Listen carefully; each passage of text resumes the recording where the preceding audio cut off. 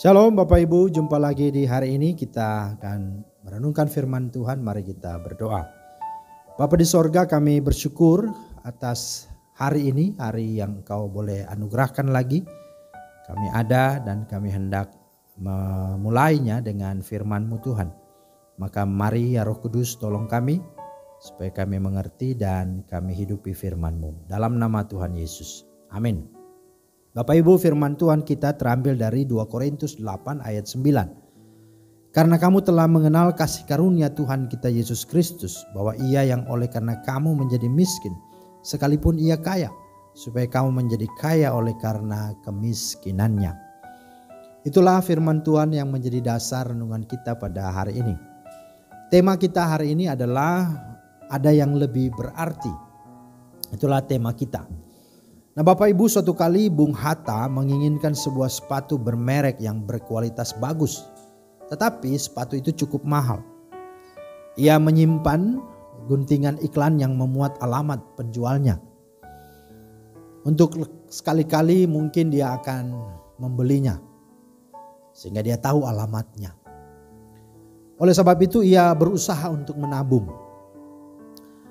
Namun saudara, tabungannya yang dia sudah lakukan itu selalu berkurang. Mengapa? Karena dia memenuhi keperluan keluarga atau justru membantu orang-orang yang meminta bantuannya. Dan pada akhirnya hingga Bung Hatta meninggal, tidak pernah dia membeli sepatu yang mahal itu. Bagi seorang yang bernama Bung Hatta, keluarga dan kerabat lebih berarti, yang membuatnya lebih bahagia sekalipun dia tidak memiliki sepatu yang mahal itu. Nah saudara, seharusnya juga prinsip hidup Bung Hatta ini menjadi prinsip hidup kita. Dengan kita sadari apa yang sesungguhnya sudah Yesus teladani. Sebagaimana firman Tuhan tadi. Bahwa kamu telah mengenal kasih karunia Tuhan kita Yesus Kristus. Bahwa Ia yang oleh karena kamu menjadi miskin sekalipun Ia kaya, supaya kamu menjadi kaya oleh karena kemiskinannya. Nah, sikap dan prinsip hidup seperti ini sesungguhnya hendak menunjukkan bahwa dia sudah selesai dengan dirinya. Bahwa nilai, arti, dan makna hidup serta citra dirinya bukan lagi terletak pada apa yang dia punyai dan miliki. Melainkan kepada apa yang membuat orang lain bahagia. Apa yang membuat orang lain itu selamat. Orang lain memiliki arti, memiliki makna, memiliki nilai, dan memiliki harga diri. Nah, Paulus juga mengajarkan dan menghidupi prinsip hidup ini karena ia menghidupi Kristus dan mengikuti Kristus. Dalam Galatia 2 ayat 20 di sana dikatakan oleh Paulus, namun aku hidup, tetapi bukan lagi aku sendiri yang hidup, melainkan Kristus yang hidup di dalam aku. Dan hidupku yang kuhidupi sekarang di dalam daging adalah hidup oleh iman dalam Anak Allah yang telah mengasihi aku dan menyerahkan dirinya untuk aku. Artinya Paulus sadar bahwa hidupnya sekarang bukan lagi untuk dirinya, tapi bagaimana dia bermakna, bermanfaat bagi pekerjaan Tuhan dengan memenangkan orang lain, menyelamatkan orang lain. Ini juga ditegaskan olehnya di dalam Filipi pasal 3, 7-8. Tetapi apa yang dahulu merupakan keuntungan bagiku, sekarang kuanggap rugi karena Kristus. Malahan segala sesuatu kuanggap rugi karena pengenalan akan Kristus Yesus Tuhanku lebih mulia daripada semuanya. Oleh karena Dialah aku telah melepaskan semuanya itu dan menganggapnya sampah, supaya aku memperoleh Kristus.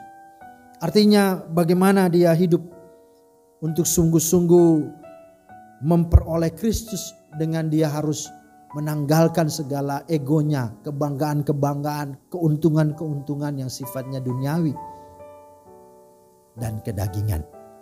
Dan itulah yang membuat dia bisa dengan merdeka, dengan bebas melakukan sesuatu sekalipun dia harus direndahkan, dia harus dihina, tapi untuk menyerupai apa yang sungguh Kristus alami, dia pun rela Itu sebabnya dia pernah berkata, aku ingin menjadi sama seperti Kristus. Dalam hal apa? Dalam hal penderitaan dan kematiannya. Dan Filipi 1 ayat 22 bagian A dikatakan, jika aku harus hidup, kata Paulus, itu berarti bagiku bekerja memberi buah. Maka inilah sesungguhnya nilai-nilai yang harus hidup dalam kehidupan orang yang sudah percaya. Bahkan yang sudah mengalami segala kasih karunia Tuhan. Artinya mari selama hidup dan kesempatan yang masih Tuhan anugerahkan bagi kita, hendaknya hal-hal seperti inilah yang harus kita usahakan, yang harus kita kejar, yang harus kita hidupi. Karena alasan inilah Tuhan menyelamatkan kita. Dan alasan ini juga kita masih bisa hidup sampai dengan hari ini. Ingat dan sadarilah ayat yang kita baca tadi.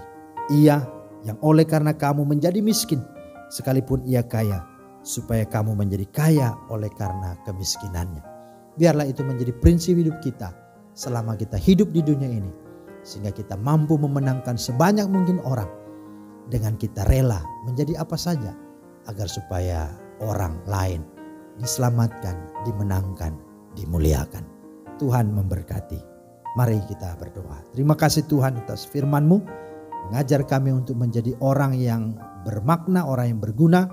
Karena Kristus sudah menyelamatkan kami, maka hidup kami bukan untuk diri kami, tetapi untuk orang banyak, orang lain, agar mereka boleh sungguh berkemenangan di dalam Tuhan. Demi Yesus Kristus kami berdoa.